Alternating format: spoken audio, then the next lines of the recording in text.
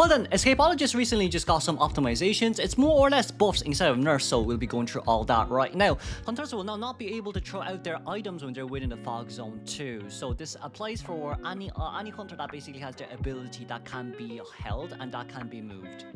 So the first and foremost one is, as we all do know before, with this guy, you can pull the Escapologist when he's near his turbo, but right after his buff in this sense as well. If we just manage to drop this down and then kind of reduce the cooldown timer, Nightwatch will now use his pull, but it seems like the wind actually will not come through as well. We see this now from the hunter's point of view. And with the turbo thrown out, let's use our Tempest.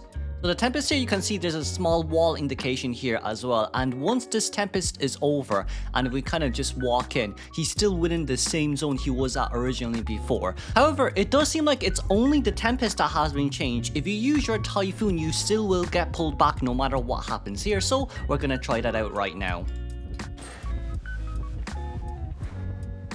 Oh, never mind, it also blocks Typhoon too. Okay, fair enough, so it blocks both Typhoon and Tempest, it seems, on that side note. So we're gonna try pull him.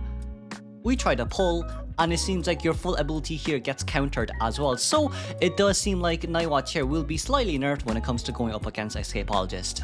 From the side of Escapologist as well, now when you do remember, when you leave your turbo zone or your smoke screen zone, there is a 7-second countdown before your location is revealed to the hunter. However, right now, they recently added a new timer towards all survivors in which it will definitely appear on the top left here, as you can see. This basically tells you when the hunter will be able to see you after the cooldown ends as well. And yours basically location is revealed for 3 seconds, as everyone has saw there too.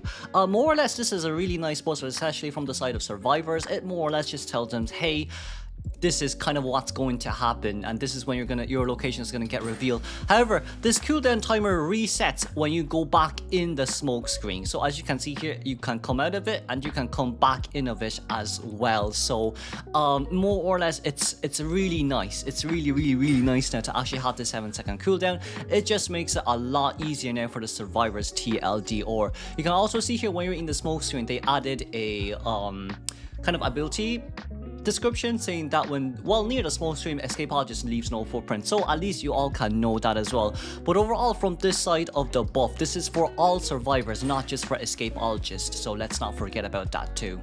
The next part will be for Escapologist up against a Dreamage. So before, when you hit the Escapologist with your leech, the leech basically fully deletes, right? And the damage will be tanked. But in our case scenario here, as we hit Escapologist, your leech now will not be deleted and you will not gain presence anymore, as you saw just there too. So that overall is, I guess, an optimization in a sense. Your leech doesn't get deleted and the hunter doesn't get any presence in that case as well. But this is one of the things that they kind of either fix or be nerfed or buffed or optimized. So then, next up on our list will be Breaking Wheel. So when Breaking Wheel uses his spikes, or when spikes land on towards the survivor and you manage to hit them, when misdirection appears, it will not be consumed. So this just means that when you hit the survivor from now on, your spikes will not be consumed. So we can actually show you guys here right now how it works. You won't gain presence, and when you hit, the spike still remains. Now then, not only that as well, this same exact thing works for Pessimistic. Pessimistic is basically your snap.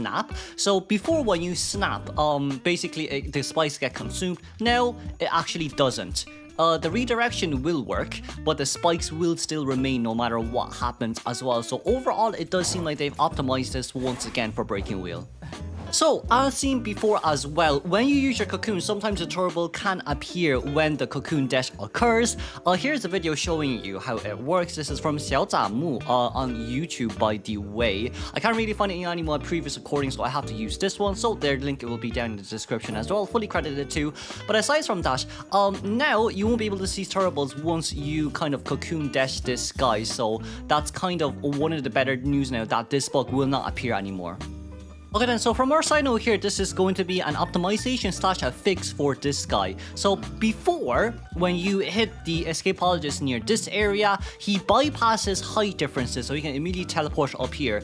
They've said that they recently fixed the issue with misdirection, so this should not work anymore, as they will now hit the wall. I think overall they did not want this to actually occur as well, and it was kind of just a bug code. But in this sense, you could potentially say it is a nerf, but I guess from the hunter's point of view, if it's an optimization, then that means they weren't supposed to be able to do it anyways. And I don't really think most people knew, and more or less, when you have misdirection, you should kind of know which direction to face if you're going to use that dash ability. So overall, I guess you could say it's a nerf or optimization, depending on how you view it. But that's going to be the end of all Escapologist buffs and nerfs. We did have some minor fixes and issues, but do let me know in your comments down below on how you feel about this right now. Overall though, I still do think he's going to be probably a solo ranker-ish type character, but definitely not really on the tier of Anti, the tier of Mercier Priestess. That's basically my opinion for now. Of course, you can rebut me, but that's going to be the end of the video. Hopefully you guys enjoyed.